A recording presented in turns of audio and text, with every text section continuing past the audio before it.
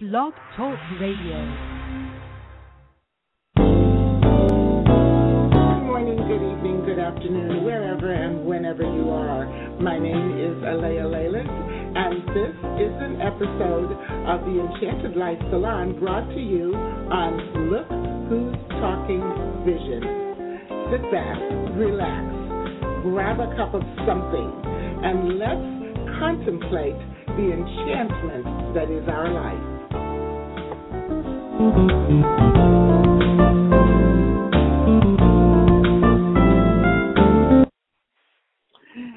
Hello, everybody, from the big island of Hawaii. This is Alea Leyland, and our lives really are enchanted. And we've got Susan with us in Seattle. Hi, Susan. Hey, Alea. So we're going to be enchanted right now and for the rest of our lives. Every moment is brand new, right? One of the things that, first of all, I want to tell everybody about the Enchanted Life community on Facebook. And if you go to the Blog Talk page where you follow the link, you go to the Blog Talk page, and below the description of the show is all the links for Facebook, Twitter, and the Facebook pages that have been set up for Blog Talk. And if you are not a Facebook person, you can find this also in iTunes, but the links won't be there. So you're going to have to contact me for the links or contact Susan. My contact information is ALEIGHLAND@yahoo.com, or go to lwttv.com and, just hit contact the host, and that'll get you an email to me. So Susan and I, we were talking today earlier, just to put it on the air, about how we can find that overflowing cup. Because, you hear the little thing about the cup is half empty or half full. And it's like, no, it's not half empty or half full. It's always full, because it may be half full of water or whatever the liquid is, but the rest of it is full of air. So it's always full, and it's overflowing. And when I kind of got that, I was like, wow, that's really cool. So, Susan, you want to kind of let everybody know what we were talking about as far as that tunnel vision and focus thing is concerned? Well, what you had said brilliantly, of course, always brilliantly, that one of the reasons that the Tea Party folks do so well in getting their message across is they get tunnel vision. They just stay focused, and it's tunnel vision. And I'm saying, well, instead of saying tunnel vision, maybe we could call it a laser-like focus. I always refer to the Blues Brothers movie as one of the most spiritual movies out there, because these guys are focused. They have only one goal, and nothing stops them. Not the state police, not the Nazis, not, anything, the girlfriend blowing up buildings or whatever. They're focused on their goal. And that maybe that is something that, we creative people or intellectual people or whatever you want to call the weirdos of the world have a tendency to want to hear what the other people are saying and try to find, common ground, which is a good thing too. But you can still get, that laser-like focus and pull that stuff in along with you with that focused lead. Does that make sense?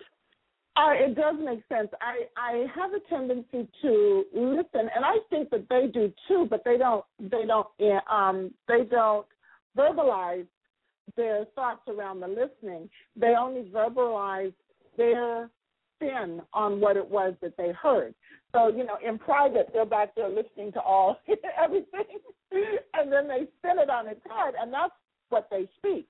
And there's power in the word. So while it's good for us to pay attention, because a lot of times one of the criticisms for the metaphysical movement, the New Age movement, or whatever, is that, we're so airy-fairy, we're no earthly good, because we're out there going, all is well, while the sky is falling. And I don't see anything really wrong with that. And I could go off on a whole nother tangent about that, but I'm going to stay with my laser-like focus. What I think, one of the things that the other people who have more success with creating momentum is that they listen to what's going on with the people that are not in agreement with them, but they don't verbalize it. And there's power in the word. So they listen, and then they create their response, and instead of acknowledging what they heard at all, they just go with their response. And I think that may be a powerful tool for us to look at in our personal life, because if we can move our personal life forward with laser-like focus, if we can move our own personal life forward and get it on track the way that we want it to be and the way that we envision it to be, then the rest of the world is going to follow. Because if all of us are living our dream, living our vision, then there isn't anything else, right? That's correct. And one of the things I was thinking, I was just having this discussion with a woman who's an incredible healer living down in Florida, and she and I have worked together previously. And we were talking about she had fallen and hurt her wrist, and she called me, and I was moving energy, in her wrist, and it just kept going back and forth between broken sprain. I just keep getting that in addition to the energy work we're doing here, you need to get it immobilized. So, go to the doctor and get, the X-ray and get it immobilized. Well, she calls me back to tell me that they couldn't read the X-ray right, because the X-ray kept looking like it was two different things, broken sprain. So, and that is it. But see, that is where, now you had mentioned something earlier about empty words, and your contention was that, when somebody says, my world is falling apart, and someone says, I will pray for you, that, it's like, come on, thank you very much, and could you get your whatever over here and help me? Exactly. But the words have power. So the fact that they are doing a prayer for that person, whether or not I don't think they're empty words. I think that they are powerful words that are very, very valuable. I totally agree. And what happened with this is it's not broken. Her arm is not broken. But what we were discussing, and this is part of really being honest with yourself, was there was anger in there. She was still angry about what caused it and so forth. And I'm like, well, there's that little bit of anger, and that's what's, holding that in. Now, here's the thing that you mentioned earlier about the New Agey type, and I'm kind of a renegade New Ager, that there's this whole denial thing of saying, oh, no, everything is perfect, when in truth, you're really irritated about something. So admitting the anger is really a good way to clear it. If you just pretend that it isn't there, it's like putting a callus over the pus. Do you know what I mean? You've got to lance the wound. You've got to clear the pus out. You've got to remove that psychic pus and clean it up to actually move ahead with a healed wound. Right. Otherwise, you're just putting icing over crap. No, putting makeup on, you're just like, well, we'll just cover that bruise, that black eye with this makeup, We'll just pretend like it didn't happen. And you have to be honest with yourself. That is something that the metaphysical community and a lot of us magical thinkers are really good at doing, and that is sticking the piece of tape over the warning light on the dashboard and saying, there, I fixed it.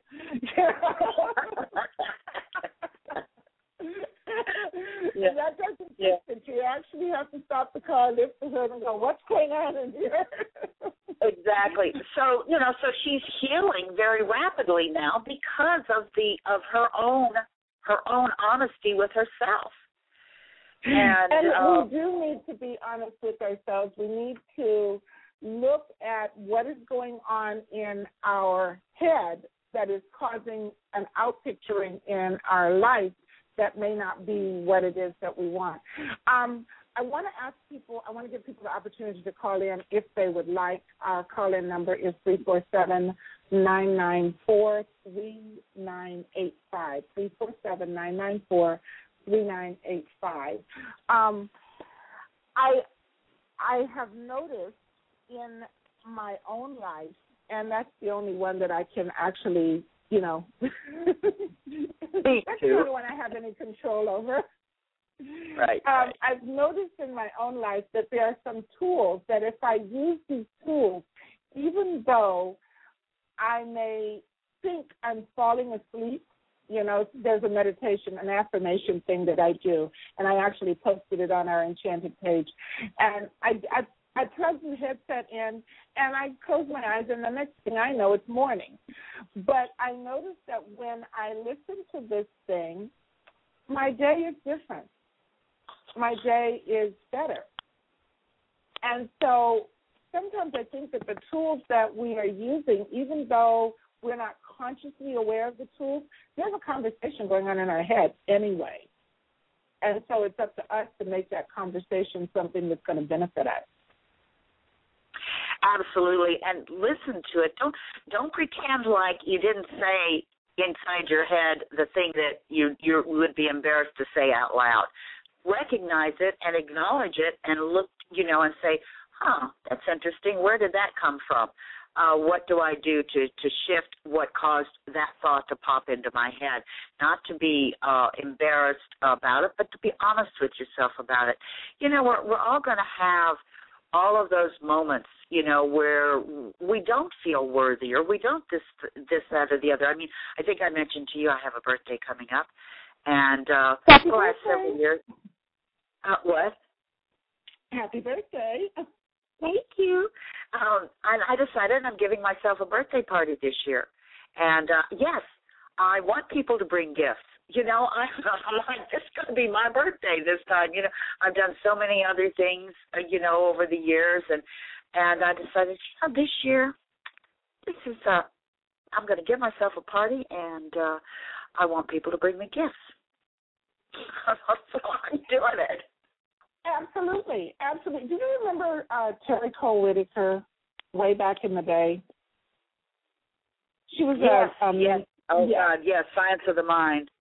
Yeah, she was a Science of Mind minister. As a matter of fact, she's still a Science of Mind minister. But one of the things that she taught, I took some of her classes back when she was doing them out of San Diego. And one of the things that one of the talks that she gave that really stuck with me was this whole thing about giving what you wish to receive. Exactly.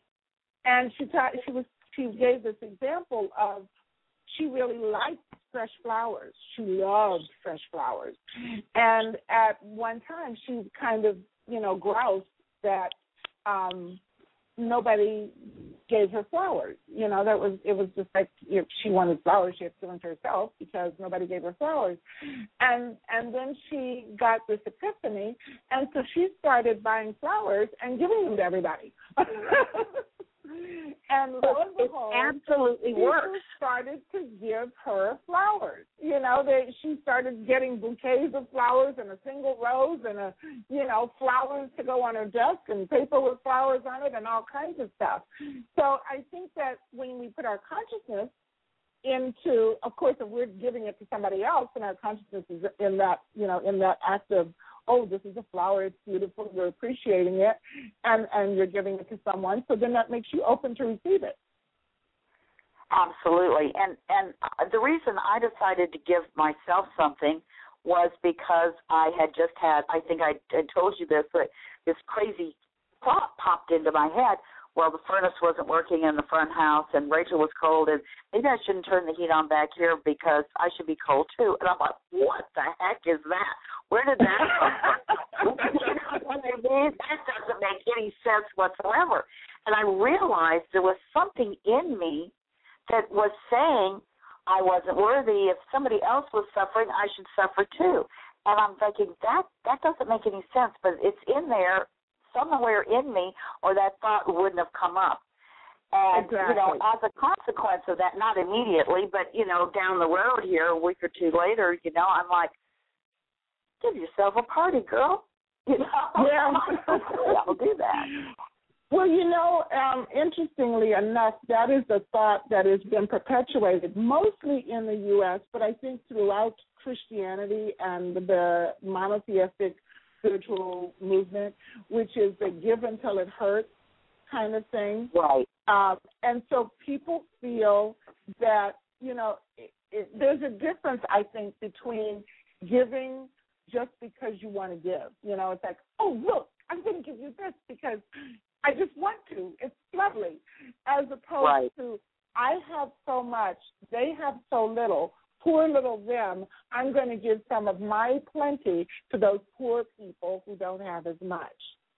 And on the one hand, it's when you're giving it to just because you just want to, that uplifts the receiver. But if you're giving it to them because, those poor people, then it's disempowering to the receiver. Exactly. But there's also the other piece of the giving, and along with our theme of the cup is full and overflowing, when someone says, I'm overwhelmed and I need assistance, and the response is, well, I will pray for you, and let me tell you what happened to me when I was in that position. Oh, yeah. Well, that was really helpful. That really helped that person a lot. There's a cry for help here, and you're going, yeah, I had a problem a few years ago, and blah, blah, blah. It's like, whoa, slow down, babe. You are not coming from a loving place when you just want to tell your story. Right.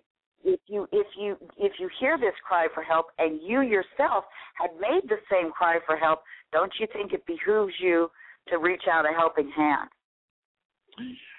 And my guess is that for that person, when they were in that situation, they must not have received that kind of assistance for themselves. And so they really don't even know that what they're doing is not as appropriate as lending a hand. And once again, it's like what you put out there, what you're bringing back. I've seen people that have been very angry with children. Now, you know how I am about kids. I love them, right? I'm like, I especially love middle school kids that make everybody crazy. I just think they're fantastic, But because they think they've just discovered something, because they discovered it never happened before. I love that. But you see somebody that talks about their unhappy childhood, and they don't do anything to make anybody else's childhood happy. I'm like, well, you want to just keep perpetuating it. It was so horrible for you. Why don't you do something to shift that energy? Yeah, I think it's because they don't realize that there is a way to shift the energy. They're still a little kid inside. They haven't grown. And so while they realize that their childhood was horrible, they still feel like it's horrible. They don't have the tools or the consciousness to take that horrible childhood and spin it on its head, like we're trying to do with this program and like we're doing with this program, spin it on its head and come out with a silver lining or a full cup. And I see people do that when they say, my life is falling apart or whatever. And there's like people standing there willing and ready and even helping them. And there is no gratitude coming from them and no participation coming from them. And so, the people who are helping them are going, what am I doing? I'm banging my head against the wall. This person hasn't even said thank you, or, so it's a two-way street, and I think that's where these tools come in. It's like when you're so in your stuff, until, maybe you're depressed and you're upset and you're angry and, apathetic and all that other stuff. Well, even if you're apathetic, if you have enough strength and energy to pick up a headset and stick it in your ear and hit play, you don't have to do anything else. You can go to sleep. And your subconscious mind will do the work so that when you wake up, you're no longer there. You have made a little move toward coming out of that morose, whatever it was. And if you just keep doing that over and over, that's the only thing you have to do. You don't have to consciously do affirmations. You don't have to consciously write down anything. You don't have to consciously keep telling yourself that you feel better because you know you don't, and then you argue with yourself. If you can just do these tools that are subliminal, whether it's sticking little notes on the wall, which, I used to do all the time, then I stopped doing it. I noticed my life changed. Now I'm starting to do it again. Because your mind sees those little notes even when you don't consciously see them. And it acts on that subconscious level. I totally agree. There's just so many little things that you can do. I mean, I just did a post on Facebook about get a roll of nickels and scatter them if you want abundance. Drop nickels around. Do you know what I mean? You could do a roll of pennies, and then move into a roll of dimes and then a roll of quarters. Exactly. And scatter them so that you're sending it out there. And because how exciting is it when you look down on the ground, you see look, there's a dime. Oh wow, a quarter. Exactly. I mean, it isn't the dime or the quarter. I found it. I'm saying just the simple things. Pick a gum wrapper up off the ground. That's an environmentalist. Just a smile. And this is one. For older folks out there, smile at a teenager. Smile at a whole group of teenagers. Do you know? You're talking to me. I know you are. Yes, I am. Okay, I'll do better. If nothing else, they'll wonder why you're smiling at them. I do know that the more work that I do, it's like you teach what you need to know. The more work that I do in this area, as far as, the website and the show and the Facebook and all of that, the more I do, the more my energy shifts. And so to my audience out there, thank you, because when I prepare for a broadcast, I get lifted. Because I can't go out there going grumpy, grumpy, grumpy. I have to go out there and bring tools. And so when I go to look for tools to share with everybody else, well, gosh, it rubs off on me by accident. Absolutely. And that was one of the things I also posted. Bake some cookies and take them to your grumpiest neighbor. I've been sharing. Yeah, and I've been sharing the food, and sharing food is like this wonderful thing. And I've discovered like all these raw food recipes and stuff, and it's really uplifting to you. For me, I find it really uplifting when I share my food with someone and they taste it and they go, "Oh my God, this is really yummy." It's like, I've still been waving. 2 years ago when you made me the it's not tuna, and you put it on a piece of organic celery. I had just thought of celery as crunchy water, and I forgot it had flavor until, I ate that piece of organic celery with the it's not tuna. I've been raving about that for 2 years. You sharing your food. It was wonderful. Absolutely. And I think that the more we share whatever it is that brings us joy, not with the thought of, changing anyone or making anybody any different, but just because, look what I discovered, and share it, then it touches other people much differently than, I don't think you should be eating meat, and here, you should eat this instead. You know, it's right. like, and then the person goes, well, but I really want my hamburger. Leave me alone.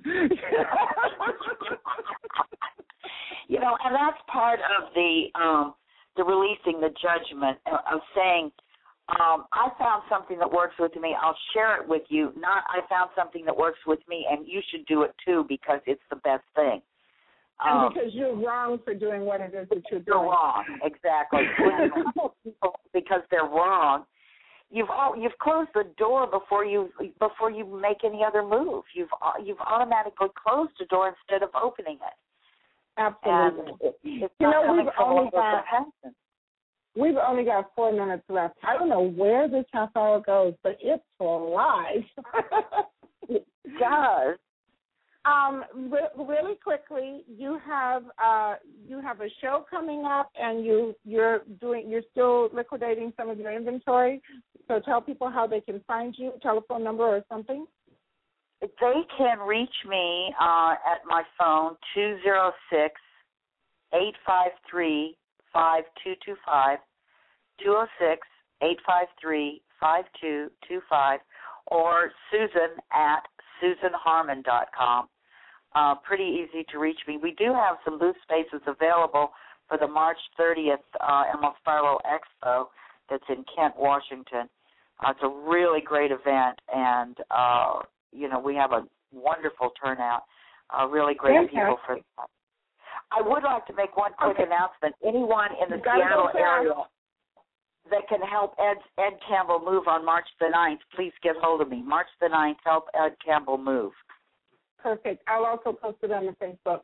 For those of you who are coming to Hawaii, traveling in this direction, Pele Tokalele Gallery and Gifts is at Keauhou Shopping Center. My telephone number is 520-360-1294. That's 520-360-1294. Please watch the feed on the Facebook page. I'm going to do an episode with a young woman who is moving to Thailand, and I am going to Thailand to visit in May. And so I'm going to be doing some stuff about moving out of the country, visiting out of the country, women traveling, and that kind of thing, which is part of the enchantment of enjoying the planet that we live on. Because if you stay in my world, if you stay in one spot and you never leave home, if you're really happy in that one spot and not leaving home, that's great. But if you are looking out at the world and going, those people over there, blah, blah, blah, then you need to go over there and see. I think you need to go over there and see what those people really are like. Because a lot of times what our news tells us and what we see by even looking on the Internet is not really the way it is. And so we're going to do some looking at women traveling alone, women being able to get out there and go. Because a lot of women don't go because they're afraid to travel alone. And I've done quite a bit of that traveling alone, and I'm getting ready to do it again, so I'm going to take everybody along with me. Fantastic. Check out lwttv.com page for more information about the show and about things that are coming up. And I think we're almost out of time. Susan's website is emeraldspiral.com. Mine is AlaiaLeyland.com, ALAIALEIGHLAND.com. And the gallery is Pele Tokalele Gallery and Gifts. Thank you for joining us today.